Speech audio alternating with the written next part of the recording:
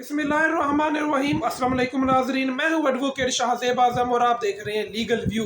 नाजरीन, आज की इस व्लॉग में हम ज़रा परवेज़ इलाही साहब की गिरफ्तारी को डिस्कस करते हैं कि जिस भोंडे अंदाज से उनको गिरफ्तार किया गया है और एक जुल्म की इंतहा, एक ऐसा मुल्क जिसमें कानून तो पहले ही खैर मौजूद नहीं है और आइन जो था वो भी बचा कुछ, वो भी जब से पंजाब असम्बली तहलील हुई थी उसके 90 दिन के अंदर इलेक्शन होने थे तो वो भी इलेक्शन नहीं हुए। तो हमारा इस वक्त जो मुल्क है वो बगैर आइन और कानून के चल रहा है और इस वक्त मुल्क में कोई ऐसा कोई कानून अगर है भी सही तो वो सिर्फ अपोजिशन के ऊपर है, वो रहनुमा जो कि अपोजिशन में है उनके ऊपर जो बचा कुछ हमारा कानून है वो लागू हो जाता है। नहीं तो माइट इज़ राइट वाला फार्मूला इस वक्त हमारे मुल्क में अप्लाइड है। तो ये अभी परवेज़ इलाही साहब की गिरफ्तारी हुई है नैब रावलपिंडी की तरफ से और नैब ने गिरफ्तार किया है। आज परवेज़ इलाही साहब को रिहा किया गया था, उनकी 15 रोज़ की जो नज़रबंदी थी उसकी मुद्दत मुकम्मल हो गई थी। तो नाज़रीन, बदनीयती देखें कि 15 दिन तक इंतज़ार किया गया कि 15 दिन तक इनको जेल में रहने दें और जो ही 15 दिन गुजरेंगे उसके बाद हम जाके इनको गिरफ्तार करेंगे। तो ये इस वक्त हमारे मुल्क की सूरत हाल है। हमारा मुल्क में आइन और कानून का नामो निशान इस वक्त मौजूद नहीं है। हालांकि ये एक प्रिजनर जो होता है उसका राइट होता है कि वो जितने भी केसेस उसके खिलाफ रजिस्टर्ड हैं उन तमाम का रिकॉर्ड उसको दिया जाए। और इसके अलावा परवेज़ इलाही के खिलाफ चले ठीक है, मेरिट को डिस्कस नहीं करते, हो सकता है मुकदमा हो और नैब के पास। अब नैब का कहना है कि मोनस इलाही साहब के पास कोई जायदादें हैं, आमदन से ज़ायद असासे उन्होंने बनाई, उसके ऊपर परवेज़ इलाही से भी तहकीकात करनी है। तो ये अगर परवेज़ इलाही से तहकीकात करनी है तो वो जेल में था 15 दिन, तो वहाँ जाकर आप कर लेते तहकीकात। आपने उसकी रिहाई का इंतज़ार किया और ताकि उसको मैक्सिमम टाइम आप जेल में रख सकें, उसको अज़ियत दे सकें। अब उसको अज़ियत किस चीज़ की देनी है, वो बुज़ुर्ग सियासतदान है और वो काफ़ी अरसे से वो सियासत में है, उसको पता है इन चीज़ों का और वो बड़े खूबसूरती से वो इन चीज़ों को हैंडल कर रहा है, बल्कि टैकल कर रहा है इन चीज़ों को। तो परवेज़ इलाही मुझे नहीं लगता कि वो कोई इधर उधर होगा।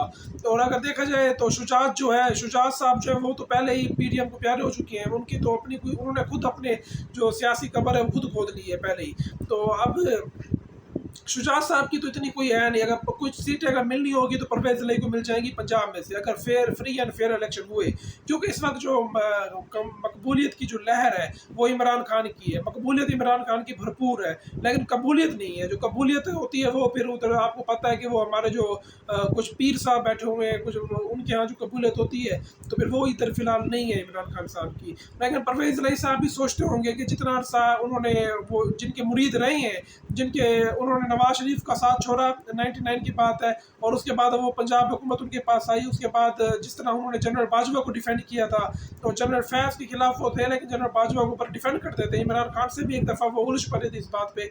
तो अब वो लोग भी उनको भी सोचना चाहिए कि एक बंदा जिसने पूरी ज़िंदगी बूट पॉलिश की है तो वो आखिरकार उसको भी रिवार्ड मिलना चाहिए था, लेकिन नहीं मिला रिवार्ड। शहबाज शरीफ जो है वो 30 सालों से वो बूट पॉलिश करता आ रहा था, लेकिन वो क्योंकि एक एंड टाइम पे उसने बूट पॉलिश की है, वो कहते हैं ना कि टाइम का होना भी बहुत ज़रूरी है। तो परवेज़ इलाही साहब की बात की समझती है कि वो उसी टाइम पे मुझे लगता है वो ज़रा थोड़े से अगेंस्ट हो गए हैं और शहबाज शरीफ साहब ने उस अपॉर्चुनिटी को कैप्चर कर ली है। और शहबाज शरीफ साहब जो है वो जिस तरह के बूट पॉलिश करते हैं वो सबके सामने है। तो शहबाज शरीफ साहब ने अपनी जगह बना ली है और शहबाज शरीफ साहब जो है इक़्तिदार को एंजॉय कर रहे हैं।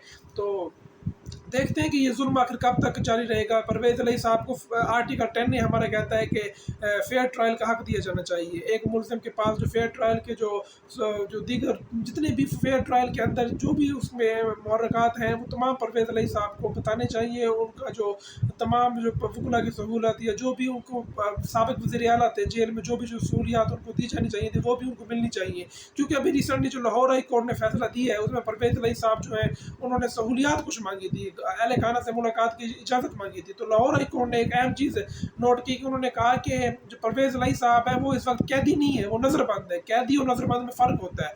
तो जब कोई बंदा कैदी नहीं है तो इसका मतलब है वो किसी से भी मुलाकात कर सकता है, तो आप उसकी मुलाकात कराएं। तो आप देखें कि लाहौर हाई कोर्ट के फैसलों पर भी अमल दरामद नहीं हो रहा, हमारा जो इस्लामाबाद हाई कोर्ट है उसके फैसलों पर भी कोई अमल दरामद नहीं हो रहा, सिवाय एक शख्स के जो वहाँ पर चीफ जस्टिस बैठे हुए हैं उनके फैसलों पर धड़ाधड़ अमल दरामद हो जाता है। जज दिलावर कोई फैसला करता है उसके ऊपर 15 मिनट में अमल हो जाता है, लेकिन चीफ जस्टिस ऑफ पाकिस्तान और जस्टिस अरबाब मोहम्मद ताहिर उनके फैसलों के ऊपर कोई अमल नहीं होता।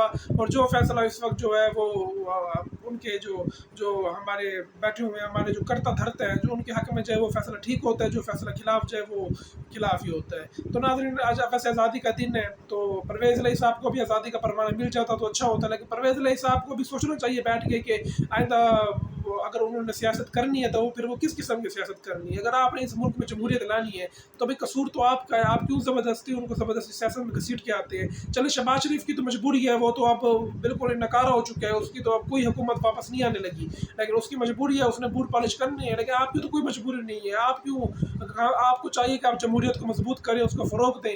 ہمارا لا ہمیں یہ سکھاتا ہے، ہمارا آئین ہمیں یہ سکھاتا ہے، لیکن دیکھ لیں کہ پرویز الہی صاحب یہ جو جیل میں جتنا عرصہ گزار رہے ہیں وہ اس عرصے سے سیکھتے ہیں یا نہیں سیکھ پاتے۔ تو ناظرین، مجھے میرے اگلی آنے والی ویڈیو تک کے لیے اجازت دیجیے، اللہ حافظ۔